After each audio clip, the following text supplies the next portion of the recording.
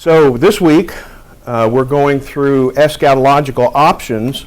We're actually probably going to rename the course to eschatological systems because eschatological options sounds like just pick whichever one you want. That's not the case. There are a number of systems, and one of them, we believe, is the most consistent when you approach the Bible with a literal, grammatical, historical hermeneutic.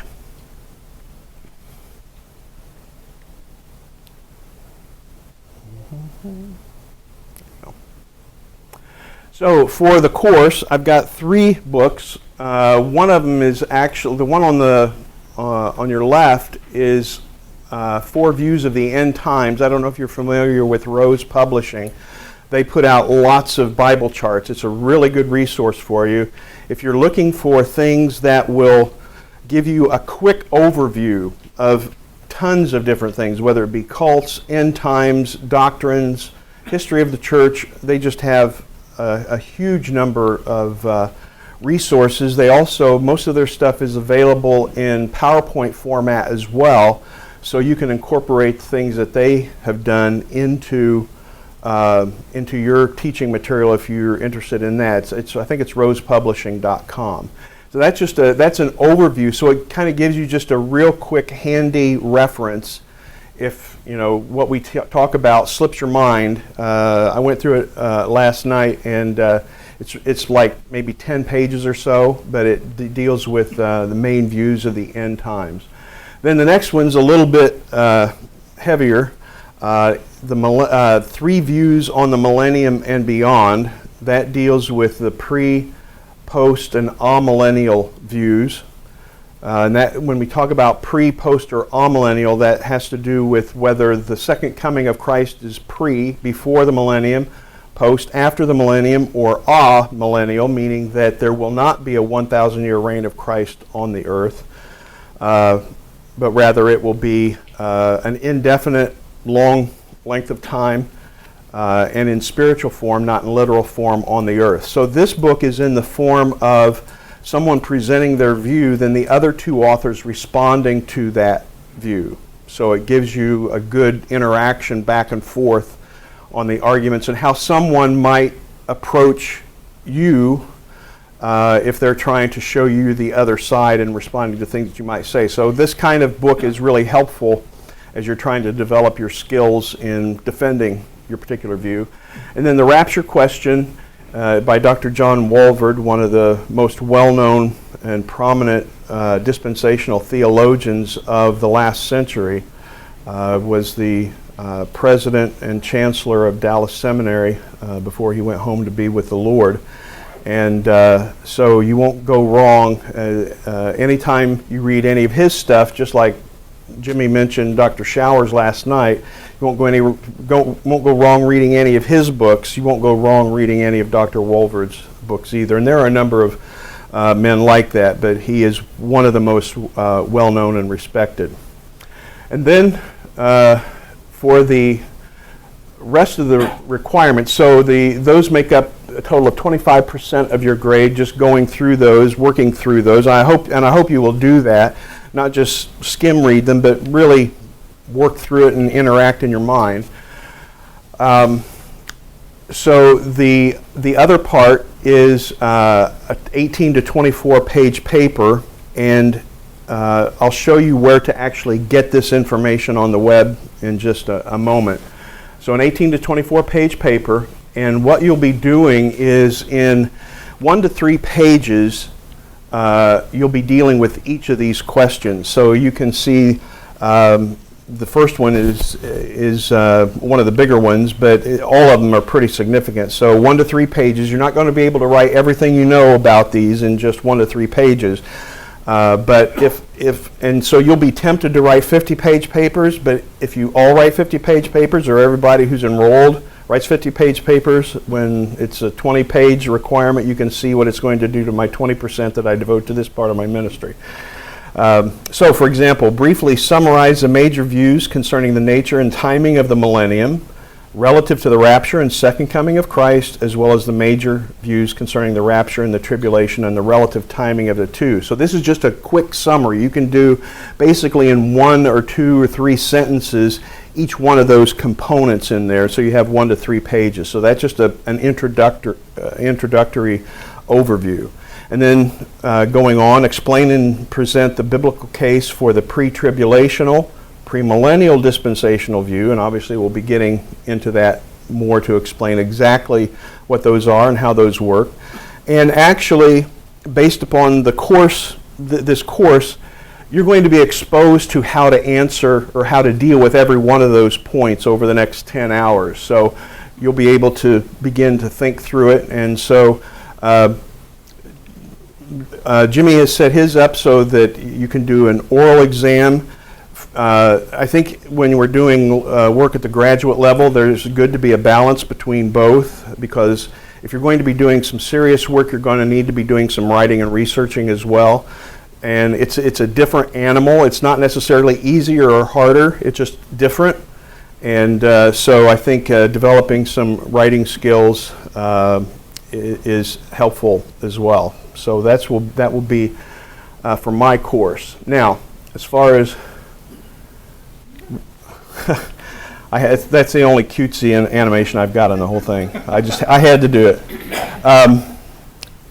As far as where to get the material, if you'll, our website for my main ministry is the Alliance for Biblical Integrity. Jimmy is one of the co-founders. There were 4 of us, and it's real easy to remember: biblicalintegrity.org.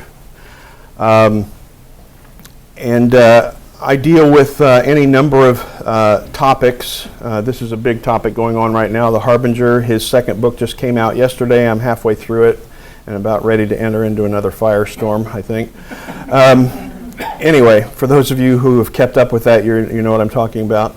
But if you go over to courses on the main menu, you'll see this course, Eschatological Systems, and then I'm not connected to the internet. I will be in a second. I outsmarted myself when I turned it off because I didn't want my emails popping up as we were going through the course.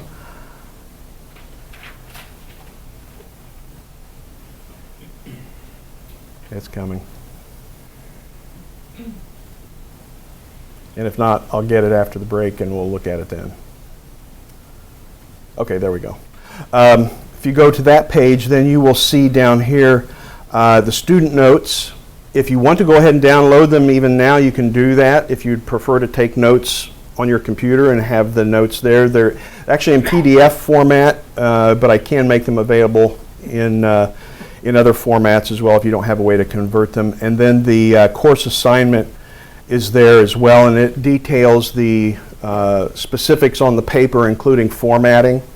And so you'll want to make sure that you take a look at that as well. And I need to work on a file size limit, but I'm planning on also making the presentation available not in PowerPoint format, but in PDF format, so that you'll have that to reference as well. I may at some point make it available in PowerPoint format, but for right now, it's not. All right. Any questions up to this point? Clear as mud? Okay. So we will go ahead and move into the introductory material. I just have a few terms and definitions. I got to thinking about this. I probably could have put a lot more, but we're going to be dealing with terms and definitions.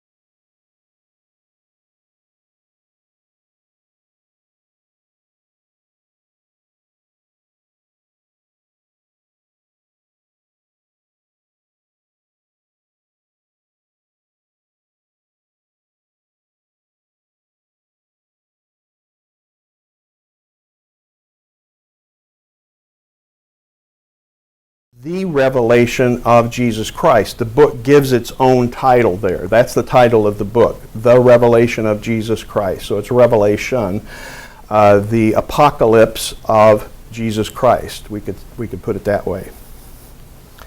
Mystery. It does not mean mystical, although that's probably the first connotation that comes into our mind. It means something that has previously been hidden but has now been revealed. So, for example, we would say that the church is a mystery in the Old Testament, but it has been revealed in the New Testament. So that which was a mystery has been revealed so that it's no longer a mystery.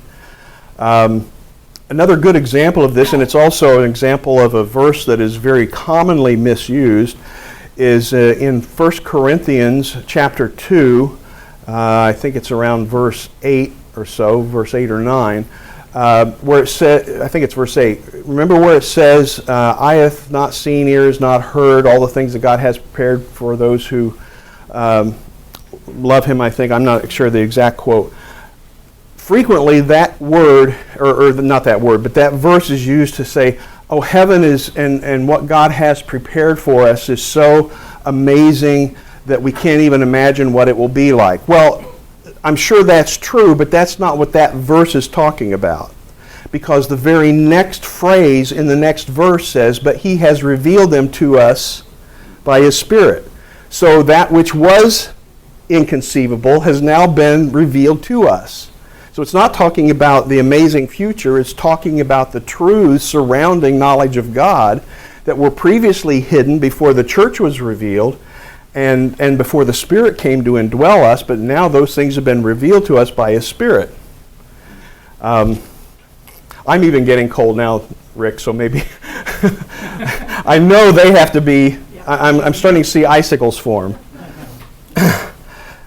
Okay, I'm going to turn my internet back off again because my emails are starting to pop up. Most of them are clean, but I'm on some list that people think I'm a good target. Anyway, so mystery is simply something that was previously hidden has now been revealed, or there could be things that are still hidden or not necessarily completely accessible to us as humans. There's certainly things that God knows and understands that would still be a mystery to us. For example, how does the Trinity work? That's a mystery.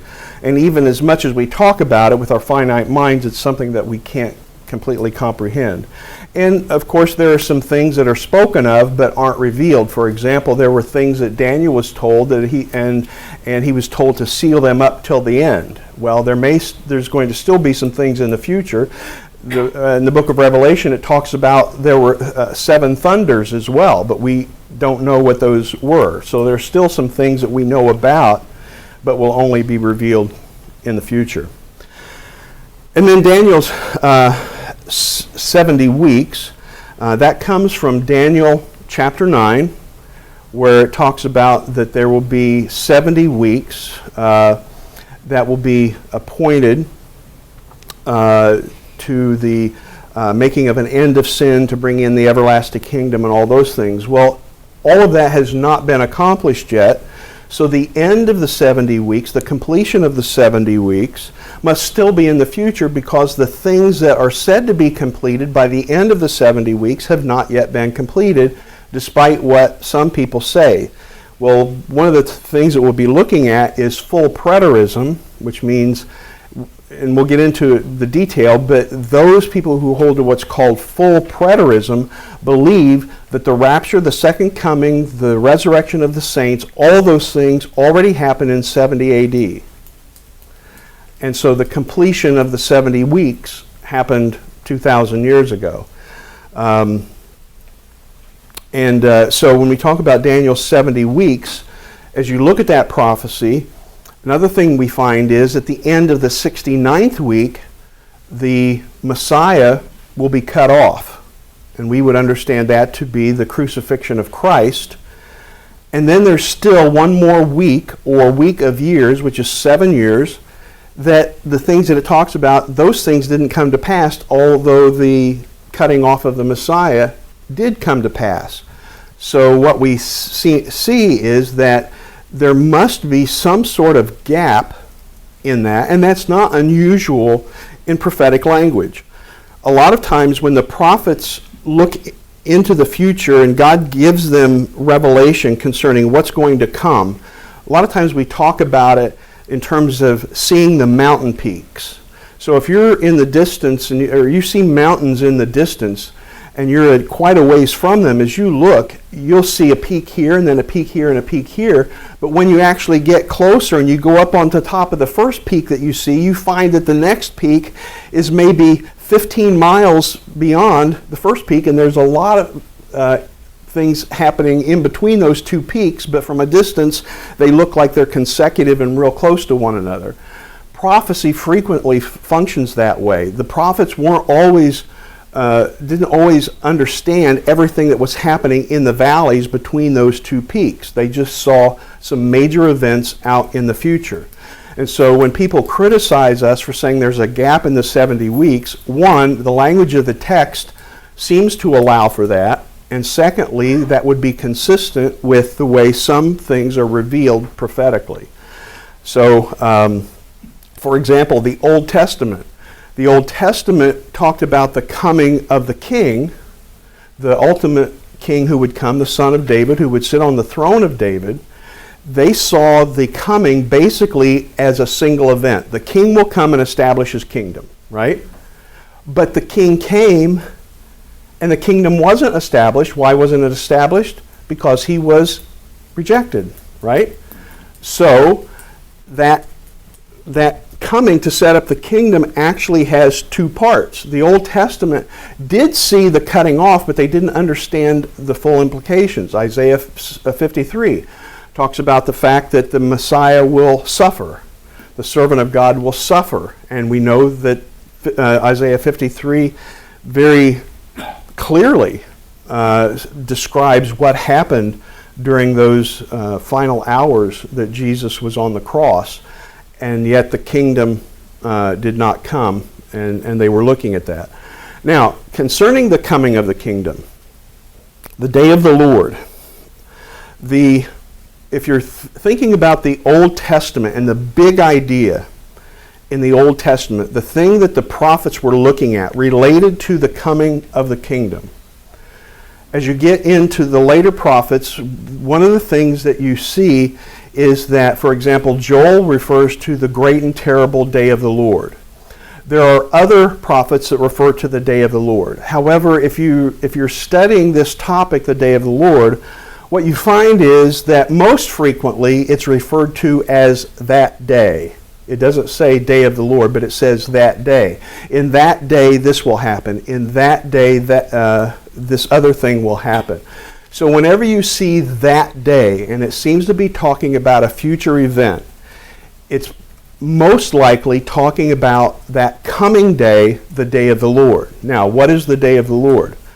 Well, if you examine the prophecies, all the prophecies concerning where it explicitly says the day of the Lord and it says that day, what you find is that the day of the Lord is made up of two components. First, when the day of the Lord breaks out, when the Lord begins to intervene in human affairs, it starts with judgment. It starts with judgment. Then the second component, and this is what is frequently missed concerning the day of the Lord, when we think about the day of the Lord coming, we think about the judgments that are going to come. We see that clearly in Revelation. That is the great and terrible day of the Lord. Jesus talked about it in Matthew 24. That is the great and terrible day of the Lord. But if you go back to the Old Testament prophecies, the judgment portion of the day of the Lord is spoken of first.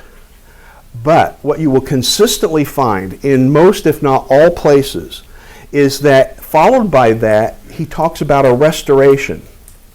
There's a judgment of the Jewish people. There's a judgment against God's people, the children of Israel, for their turning away from the one true God. And so that invites judgment. And so the judgment comes, but the prophets never leave it there. they always talk about the restoration that is going to come when Israel returns to their God. In other words, when the judgments accomplish their purpose, which is primarily to get Israel to turn back to God as a nation, that all the Jews would turn to God. That's the purpose of the judgment. What you'll have is you'll have both all of the unbelieving Jews will be destroyed in judgment because they were stiff-necked and refused to turn back to God. But there would be a remnant that would turn to God. And so you have a fulfillment of what Paul says, all Israel will be saved. Every living Jew will be a believer at some point as a result of the judgments. It will either cause them to turn or it will cause them to die.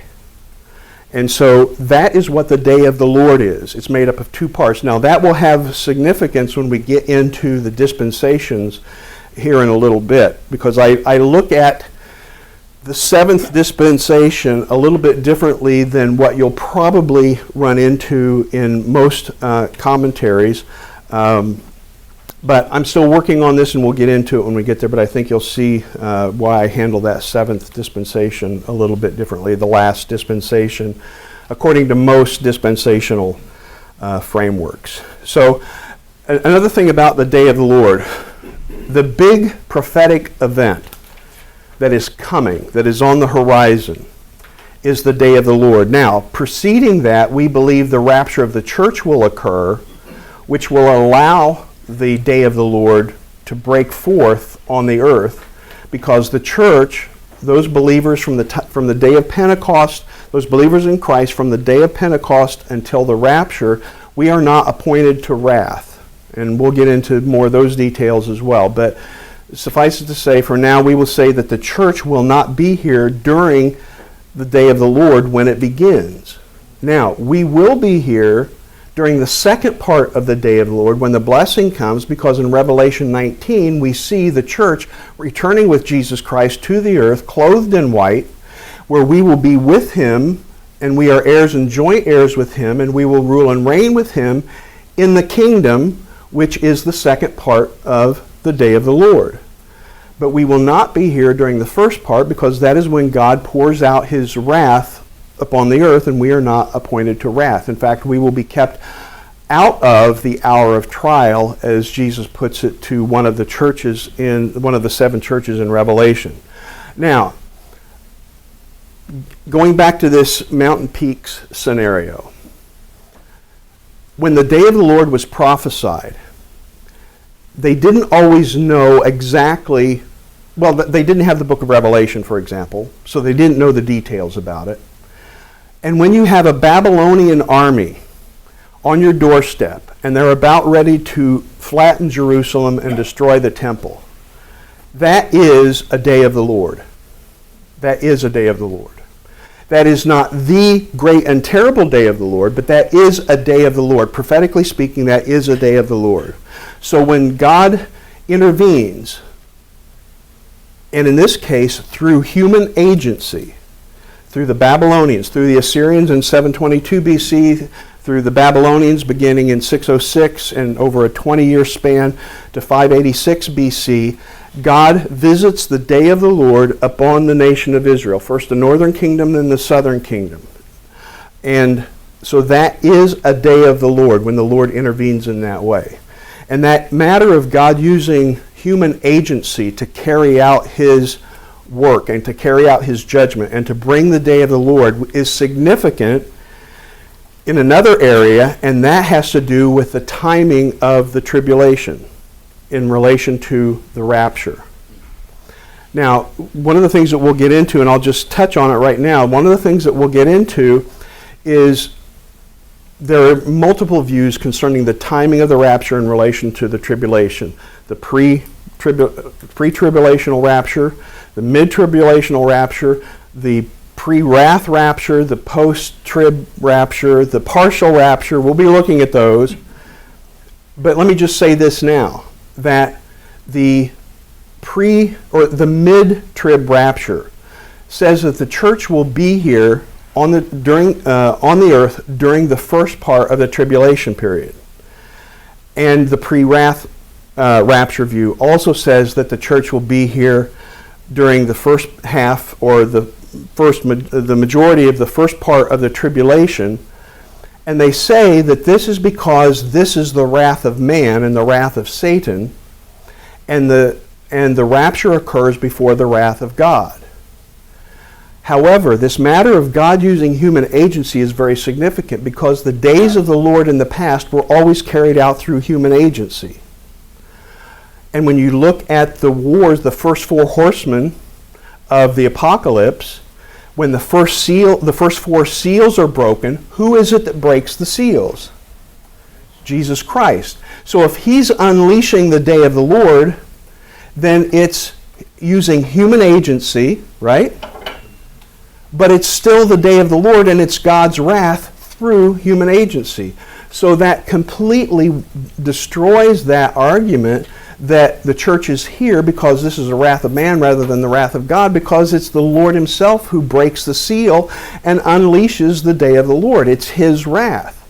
Just the first part more directly through indirectly through human agency, later directly through cataclysmic events that the Lord causes in nature. So this matter of the day of the Lord is really a very important concept to understanding how this all plays out as we look at the end times.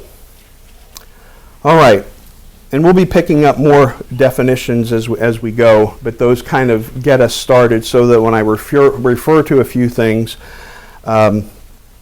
you'll understand it. Now, let me quote you just a moment. I don't think I have this in your notes, but in my notes, this is a quote by someone who does not hold to dispensationalism. I don't know if you know this, but if you're running in circles where I am, and you're running into blogs and articles and websites, one of the things that you will find fairly quickly is that the climate concerning end times views has been shifting. And there have always been those who, for a long time, who've held to the dispensational view, and there have been those who've held to a covenant view. We'll talk about that as well. There have been those who believe that Christ will reign on the earth for 1,000 years, and there are those who say that won't happen.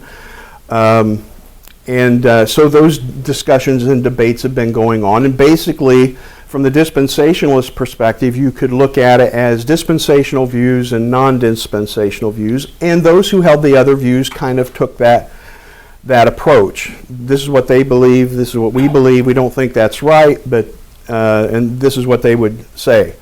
The climate has changed so that we have moved from many people being non-dispensational to being anti-dispensational. And the vitriol that is being unleashed on the internet and in books is really over the top. There is a new generation that has come on. It seems like they have to be militant about everything. Everybody has to be militant. We're in that age. Whether we're talking theology or we're talking world events, everybody has to be a militant so that his voice or his views can be heard above the chaos that's going on in the world. So everybody wants to stand out. Whether you're talking about Calvinism, whether you're talking about dispensationalism, everybody is anti-something. And they phrase it in very serious ways. For example, there is a website, believe it or not, called againstdispensationalism.org. And it's this website devoted to going against dispensationalism. There are a number of forums out there. I visit them occasionally, where in fact, I could point you to comments in forums where people are going back and forth, where dispensationalists are explicitly labeled as heretics and not even brothers in Christ. That's the climate that we're in now. Those of us who do hold to the literal, grammatical, historical hermeneutic that leads to what I would say would lead to the dispensational theology and view of the end times, we are in a shrinking minority. and a fairly rapidly shrinking minority. For a couple of reasons. One, very few people talk about the end times anymore, which leaves the majority of people fertile ground for those who are being aggressive concerning end times to make their case. Unfortunately, there aren't many in our camp left of the stature of John Wolverd, Charles Ryrie, Rennie Showers. These guys are 70, 80, 90, and home with the Lord. That's where we are. We're not producing the material. There are a few guys like Mark Hitchcock is doing a really good job. Randall Price is doing a good job. But there just aren't too many voices that are doing significant work, which is another reason why what we're doing and what we're trying to do to add another voice to this mix to help shore up where we are. Not to be anti the other views, but to clearly lay out why this is the most biblical view. So classic, when we talk about the various forms of dispensationalism, now you may not, let me make one more point about your notes. I've been working on this for a number of weeks. I had prepared your notes 4 years ago, and it's probably one of my most extensive set of notes that I ever prepared because it has extensive documentation in the footnotes of where to find the material. Most of the times I don't put that in, but that is in this. But in the process of redoing my PowerPoint for teaching this time, I've made some adjustments. Most of those I tried to incorporate into your notes, but some of them I've incorporated since I had to send the notes out to be printed. So you may find places where what you have doesn't exactly correspond to what's up here. So just don't panic, just be aware that that might happen. When we talk about classic dispensationalism, we're basically talking about the time from about 1830 when John Nelson Darby began to systematize the dispensational view of last things. And we'll get into that matter of the systematization beginning less than 200 years ago. That is frequently a criticism of the dispensational perspective, but we'll address that charge in a little bit. So we're talking about in the 1800s, classic dispensationalism, John Nelson Darby, other writers. The most prominent person, the most well-known name in the classic dispensationalism camp would be C.I. Scofield, and you're probably familiar with the Scofield Reference Bible. Around the turn of the century, just before I think it was started to be printed, the 1900s, it is probably single-handedly responsible for laying the foundation for dispensationalism being the dominant view in evangelical and fundamental churches. That too is also leveled as a charge against us. But as we go through the 20th century, we have traditional dispensationalism begin to develop. Now, what you find is that up till Darby's time, it's not that dispensationalism didn't exist or that there was no hint of anybody believing in premillennialism before Darby. That's not true.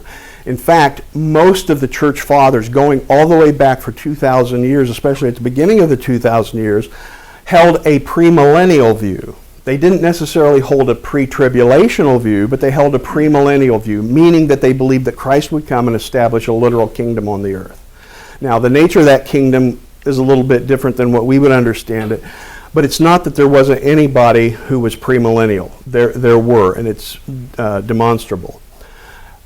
On the other hand, there really hadn't been a lot of people digging into it and working through and putting the scriptures together. Remember this, that Christianity from about the 3rd century on, in terms of Christendom, as Christendom grew, biblical truth started to fade into the mists of time as the church began to be merged with political systems and gained all kinds of traditions of men, and things were brought in as a result of Constantine making Christianity the only making Christianity the legal religion in the Roman Empire, and then 70 years later, someone making it the only legal religion, which has people flooding into the church who aren't believers. You can imagine what the outcome of that's going to be for the next 1,000 years.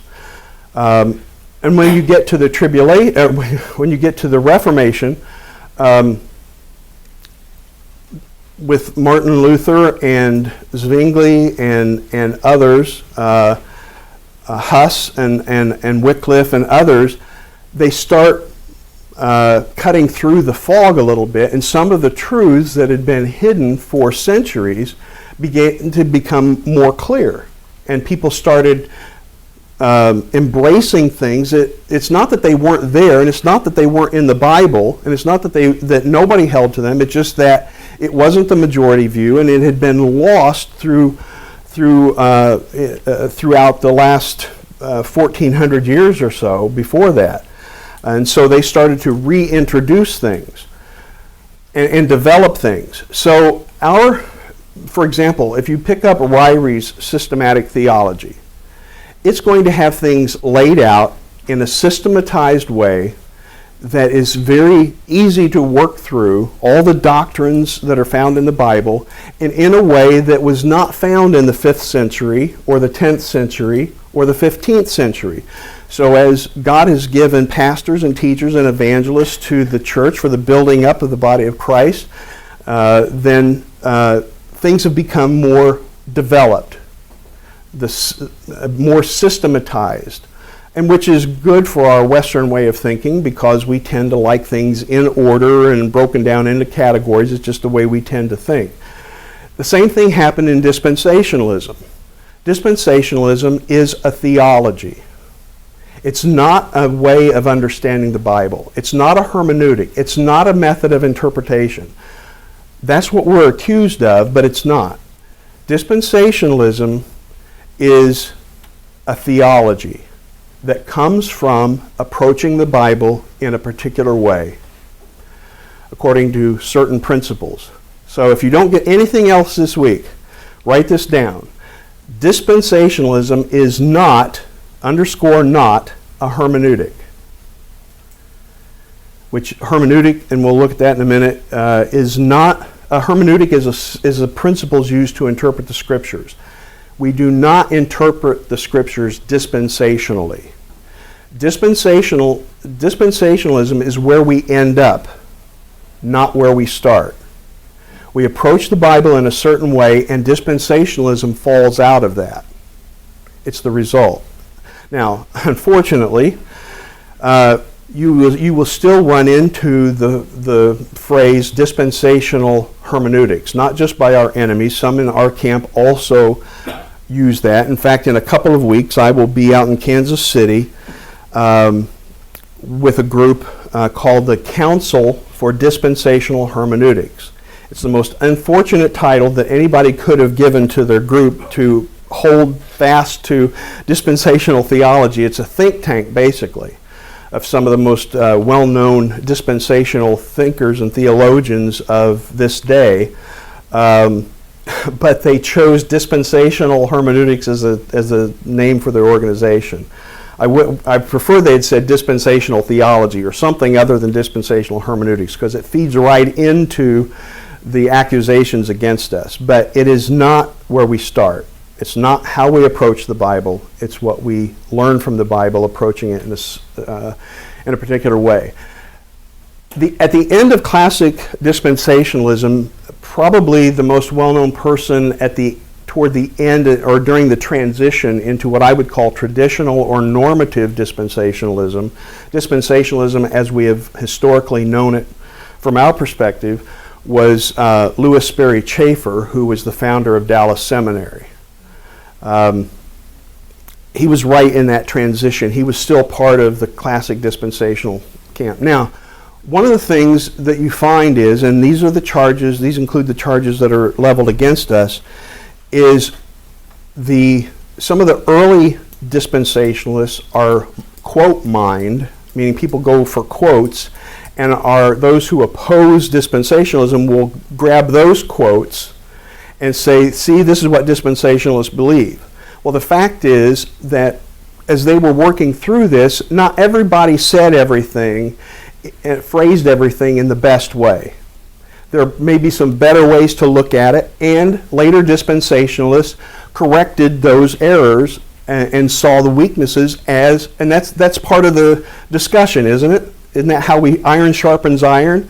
We may say something, and how many of our views have changed over time as we've been sharpened and come to a more thorough understanding of the Scriptures and put things together in our mind? I'm sure that some of us wouldn't want to be quoted from some of the things we taught in Sunday school when we were just getting started, right? We would probably be burned at the stake if they were still doing that for heresy. So things change. One of the examples is that dispensationalism teaches two ways of salvation. Now, in Scofield's reference Bible, he made some statements that could be taken that way. Maybe he intended it that way. At least they were a hair's breadth from saying that the Jews were saved by keeping the law, and we're saved by by grace through faith in the church age. However, there are other quotes where it makes it clear that that's not what he's saying, but he said this here, and this is what is in concrete now. Be careful what you put in writing. It will come back to haunt you. And now in today's age, it's going to be there forever. Your delete button does nothing except take it off your computer so you don't have a copy anymore. But traditional dispensationalism developed as those things were addressed and fixed, stated better. So, for example, you have men like J. Dwight Pentecost. You have men like Roy Zook, Stan Toussaint, John Wolverd, Charles Ryrie, just a whole host of names, Reynolds Showers. I could just go down a huge list. And most of the conservative seminaries have these men on their faculty. As they developed it and began writing and producing really solid works, Alva J. McLean, all of these writers began putting things together. And so the dispensationalism that we grew up with, if we grew up in a dispensational church, this is the dispensationalism that we know, not classic dispensationalism. Parts of it you might not even recognize exactly. So it's developed. Now, some people didn't know when to stop, and they started breaking things down further into what is frequently called ultra-dispensationalism. Now, whenever you see the word ultra or hyper, you always know that that's not the label that people have given themselves. That's the label that somebody else has given you. So ultra-dispensationalism would put the beginning of the church and the age of grace, what is called the age of grace frequently, is not in Acts chapter 2, but sometime later. So, for example, there is what is known as mid-Acts dispensationalism, which is a form of ultra-dispensationalism or hyper-dispensationalism. They would say that the church didn't begin until Paul turned from the Jews to the Gentiles, mid-Acts, after his conversion, so Acts 9, 10, 11. There are others who don't put it until the end of the book of Acts, Acts 28. The church didn't begin until then. That's a more extreme view. And what they would say is that even ordinances that we would observe, probably most of us, if not all of us, would observe, like the Lord's table and baptism, and especially baptism, they would say, some of them would say those aren't for the church.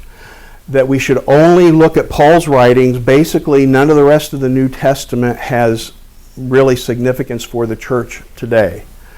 And so they've taken things, I think, way too far. And then there are other forms. There are the briders who think that not every Christian is part of the bride of Christ. That's another category. And so it gets, one of the things about this course, as I've gotten back into it again, and gone even deeper than I had when I taught it before, one of the things that you find is this is a mess.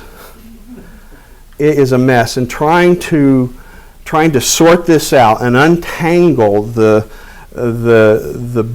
ball of string that we've created is really difficult to try to sort through it. So, but of course, if I don't understand it, there's no way I can help you understand it. So I'm trying to sort through it as well. And if I say something or you're aware of something in your studies where you've seen something that you can either add to or modify something that I'm saying, please feel free to raise your hand or talk with me. I'll be glad to discuss this. I've not arrived yet either. I think I've got a fair handle on it, but it is so complicated. You have the big views, and then you have subcategories of those views, and then you have subcategories of those views, and then people picking from different parts of different views, and it's really, really complicated if you start getting into it very deeply. So I just make you aware of that. If you get lost, we're heading in the same direction together. All right, that's it for this hour.